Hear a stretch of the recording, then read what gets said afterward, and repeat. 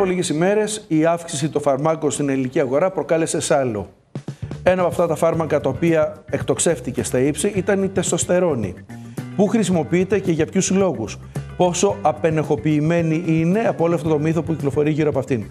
Σήμερα λοιπόν καλέσαμε έναν επιστήμονα, διακεκριμένο γιατρό, βιοπαθολόγο, ο οποίος είναι άμεσα συνδεδεμένος τόσο στις θεραπείες όσο και γενικότερα στη γνώση της τεστοστερόνης, όχι μόνο στην Ελλάδα αλλά παγκόσμια. Μιλάμε για τον βιοπαθολόγο, γιατρό και εξειδικευμένο Γιώργο Τουλιάτο που τον έχουμε μαζί μας. Κύριε Τουλιάτε, γεια σας.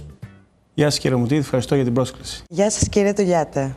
Η τεστοστερόνη είναι ενεχοποιημένη ενδεχομένως για πολλά.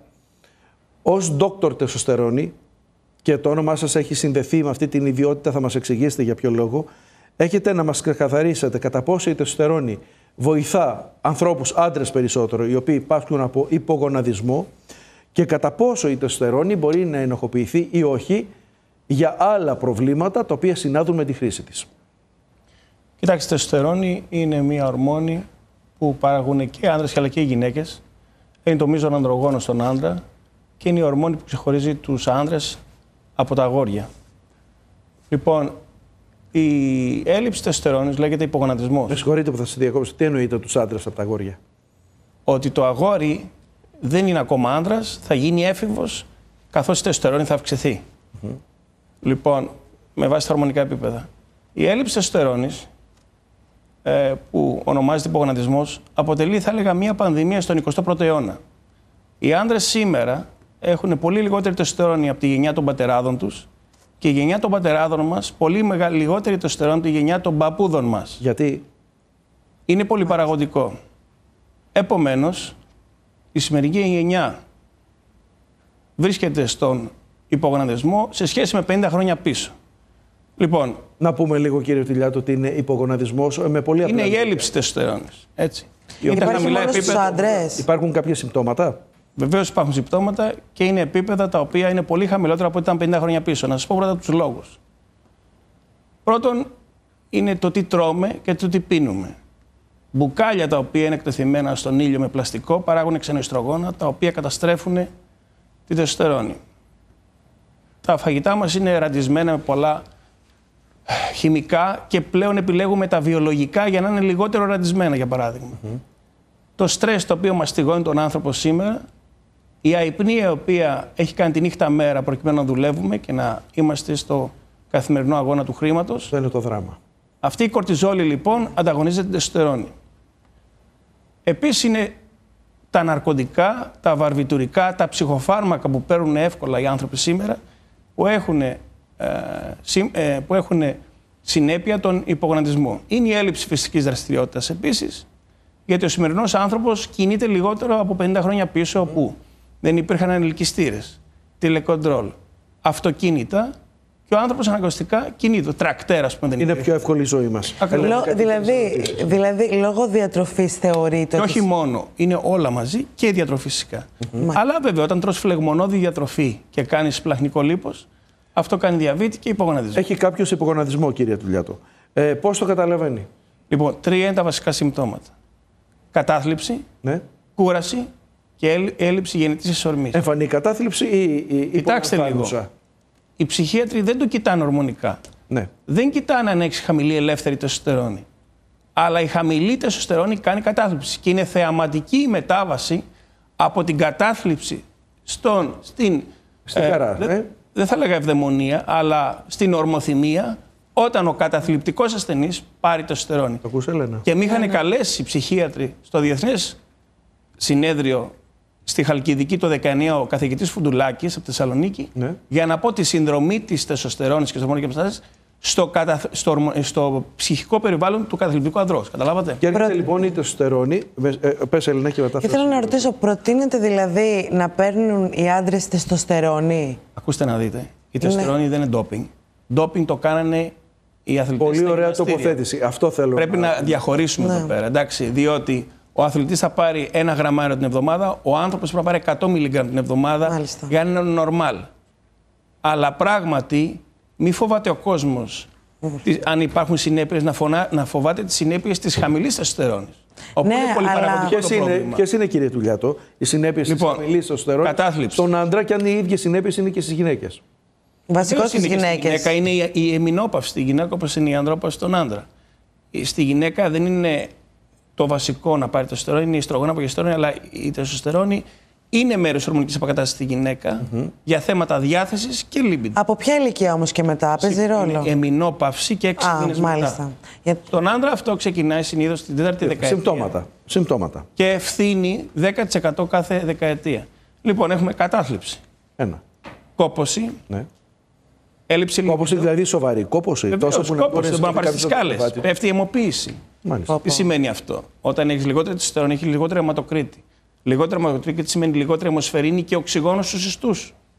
Λοιπόν, κατάθλιψη, κόπωση. Έλλειψη λίμπιντο είναι η γενετήσια ορμή. Στη δική της λειτουργία είναι η στήση. Αυτό είναι που βασανίζει τους άντρες. Αλλά πάνε 2 σε 1 αυτά. Ναι, πολλά φάρμακα. Βασανίζει τους άντρες και η έλλειψη λίμπιντο. Το φλερτ δεν υπάρχει άμα έχεις χαμηλή τεστοστερόνη. Δεν θες να την πέσεις λαϊκά. Κάθε πότε μπορείς να παίρνεις τεστοστερόνη, καθημερινά? Να σας πω τα να ολοκληρώσουμε λίγο τα συμπτώματα και μετά. Ναι.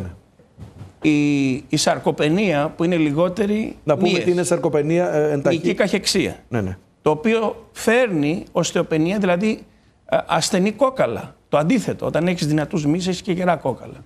Λοιπόν, σπλαχνικό λίπος, το οποίο είναι ουσιαστικά η κοιλιά, το πάχος, το οποίο κάνει 2 πράγματα. Διαβήτη και δυσλιπιδεμία που ουσιαστικά εγκαθίσταται το μεταβολικό σύνδρομο. Από μεταβολικό σύνδρομο πεθαίνεις, έτσι, σε καρδιά και επίσης γίνεται και καρκίνο σε βάθος χρόνου από τις φλεγμονές της κοιλιάς, του σπλαχνικού λίπους.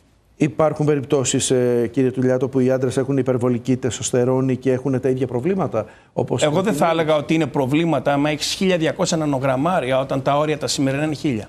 Αλλά να σας μιλήσω για τα όρια, διότι δεν πρέπει να βλέπουμε έναν άνθρωπο σαν ένα νούμερο σε μια κόλλα χαρτί. 50 χρόνια πίσω τα ανώτερα όρια ήταν 1500 και τα κατώτερα 500. Σήμερα λοιπόν με τη φθήνουσα πορεία της κοινωνίας, η δειγματοληψία βγάζει όριο 200 με 700. Μα είναι νοσηρό αυτό το δείγμα. Έλενα, έχουμε μπροστά μας έναν επιστήμονα, ο οποίος είναι πετυχημένος, αλλά δεν έχει τη συνήθη όψη ενός γιατρού. Είναι πολύ γεροδεμένος, είναι πρωταθλητής στα αθλήματα της σωματοδιάπλασης. Είστε πρωταθλητής στο bodybuilding, κύριε Τουλιάτο, έτσι δεν είναι? Και όχι μόνο. Είστε πατέρας, είναι πολύ σημαντικό. Έχει γράψει και 11 βιβλία που θα ήθελα να μου πείτε και γι' αυτό. Αυτό μου δίνει την ικανότητα να περπατάω τη θεωρία. Μπορεί να καταχράσει κάτι τεστοστερόνη και τα αναβολικά στεροειδή και να. Τα καταχραστήκατε, κύριε Τουλιάτο? Μάλιστα. Και έκανα μια πολύ σκληρή αυτοκριτική στα βιβλία μου. Σε ποια περίοδο τα καταχραστήκατε και για ποιο? Από τα 27 στα 40 για να διακριθώ στους ελληνικούς αγώνες. Το θέμα είναι ότι πλέον από το. Ωστόσο, ως άντρας είστε παραγωγικός. Έχετε κάνει οικογένεια, παιδιά. Ναι, έχω κάνει οικογένεια, διότι ξέρω το know-how πώς να διατηρήσεις και το σπέρμα σου παράλληλα.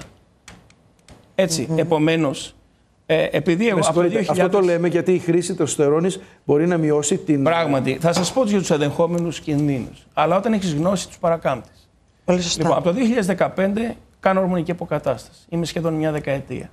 Το οποίο ισοδυναμεί και με αντιγύρανση. Γιατί η τεστοστερόνη είναι αντιγυρετική ορμόνη. Αυτό είναι πολύ ωραίο. Και μάλιστα και για τις γυναίκες. Τον Μάρτιο είμαι καλεσμένος να μιλήσω στο Ιταλικό Συνέδριο Αντιγύρανσης περί τεστοστερόνης από το μέντορά μου Μάσιμο Σπατίνη, που ήταν ο γιατρός του Μπερλουσκόνη. Λοιπόν. Του Μπερλουσκόνη. Ναι. Η τεστοστερόνη, επομένως, έχει και παρενέργειες σε κατάχρηση. Ποιος μίλησε εδώ για κατάχρηση? Ποιος είπε ότι οι 10 ασπιρίνες σου κάνουν καλό? Η μία σου κάνει καλό, όπως και τα 100 μιλιγκράμμ τεστοστερόνης θα σου κάνει καλό.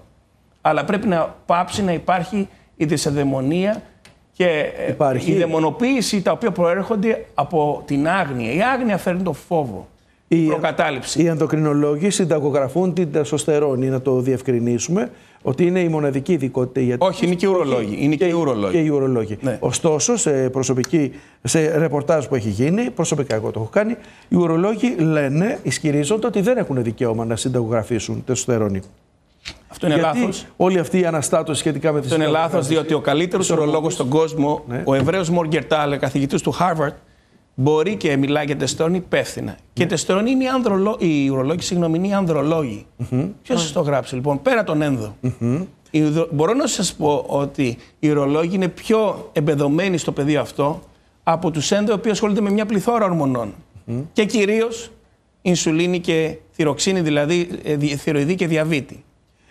Όταν ένας άντρας κάνει αποκατάσταση των επιπέδων τεστοστερόνης.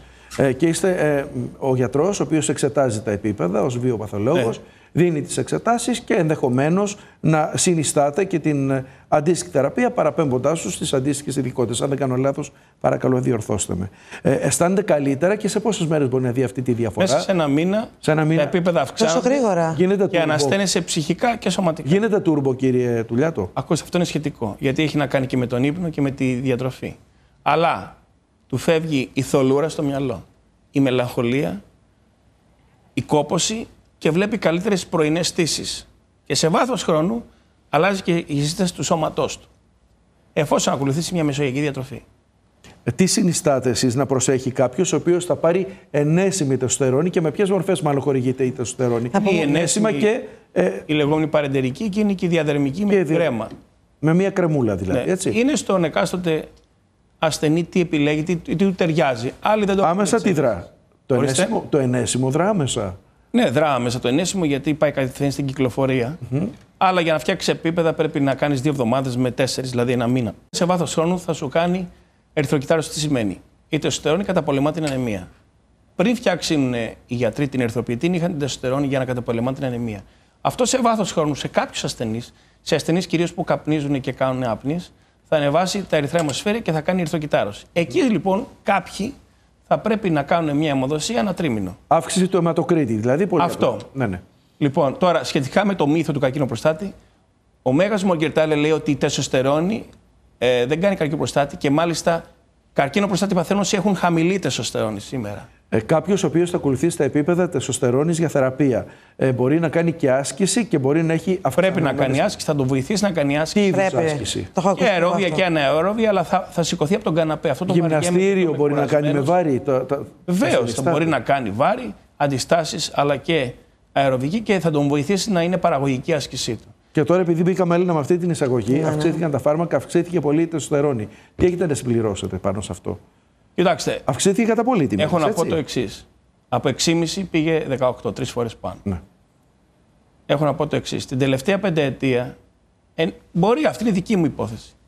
Με την εκστρατεία ενημέρωσης που έχω κάνει, η τεστοστερόνη πήρε αλματώδη πορεία στις πωλήσεις. Πιστεύω για σωστή χρήση και όχι μόνο για ντόπινγκ. Το ντόπινγκ πάντοτε υπήρχε. Στο νόμο του εμπορίου τι γίνεται? Ό,τι αυξάνει η πώληση ακριβένει. Το πιστεύετε αυτό? Όχι, το πιστεύω, έτσι δεν γίνεται. Όταν αυξάνει η ζήτηση, δεν ακριβένει κάτι. Όταν αυξάνει η ζήτηση, αυτό συμβαίνει, Γιάννη. Στα φρούτα δεν γίνεται το ίδιο, στα πορτοκάλια. Στο σούπερ μάρκετ γενικότερα, σε όλα. Και το άλλο είναι, ακούγεται συνωμοσιακό, να μην θέλουν ο κόσμος να παίρνει τεστοστερόνη. Γιατί? Γιατί η τεστοστερόνη είναι το θαυματικό φάρμακο που κόβει πωλήσεις άλλων φαρμάκων, όπως είναι. Δεν θα πω εμπορικές, αντικαθλιπτικά, φάρμακα στήσης, φάρμακα διαβήτη. Επομένως, η τεστοστερόνη κάνει στην άκρη κάνει τον άντρα υγιή και δυνατό και δεν θέλουν τον άνθρωπο να είναι εύρωστος και δυνατός και υγιής, ψυχικά και σωματικά. Και επειδή σε μια παρουσίαση, κύριε Τουλιάτο, πρέπει να διατηρήσουμε την ισορροπία, σίγουρα υπάρχει και αντίθετη άποψη που λέει όχι στη χρήση της τεστοστερόνης. Ναι, γιατί τι ανταπαντάτε σε αυτό? Αυτό προέρχεται από το φόβο. Η δαιμονοποίηση προέρχεται από την άγνοια. Λέμε ναι στη σωστή χρήση, όπως και κάθε ορμόνη, ινσουλίνη, θυροξίνη κτλ. Πρέπει να αντικαθίσταται. Αλλά αυτό... γιατί να γερνάμε την πλάτη στην ανεπάρκεια και ο άντρας να σαπίζει στον υπογονατισμό και να μην γίνεται η σωστή χορήγηση. Το ντόπινγκ είναι κάτι άλλο και πιστεύω από εκεί πήρε το κακό όνομα η τεστοστερόνη. Πριν σας αποχαιρετήσουμε, θέλετε κάτι άλλο να συμπληρώσετε? Θέλω ο κόσμος, ο μεσήλικας κόσμος δικαιούται μια δεύτερη εφηβεία. Καλό θα είναι όσοι άντρες πλησιάζουν τα 40-50 να κάνουν ελεγχολικής και ελεύθερης τεστοστερόνης έτσι ώστε να καταλάβουν. Δυστυχώς πιστεύω ότι ένας στους 2 άντρες που περπατάει στον δρόμο και έχει χαμηλή τεστοστερόνη δεν το γνωρίζει και καταφεύγει σε άλλους τρόπους επίλυσης των συμπτωμάτων της κατάθλιψης, της αισθητικής δυσλειτουργίας, ακόμα και της αύξησης του βάρους. Πώς παραχωρήσατε ντόπινγκ στη γιαγιά σας από τα 104 έως τα 106? Αυτό το έκανα με τη σύμφωνη συγκατάβαση και της αδερφής μου που είναι γιατρός και του γαμπρού μου που είναι καρδιολόγος και αυτό την έσωσε στα 104 και να φτάσει μέχρι τα 106 από να σπάσει κόκαλα, από το να γίνει ανεμική και να χάσει τους μύστης και να μπορεί η γυναίκα να κάνει ένα πι να πάει μέχρι την τουαλέτα. Σας ευχαριστούμε. Τα αναβολικά γι' αυτό φτιάχτηκαν για τους γέρους ανθρώπους, όχι για τους αθλητές. Σας ευχαριστούμε πολύ. Ευχαριστούμε πολύ. Παρακαλώ.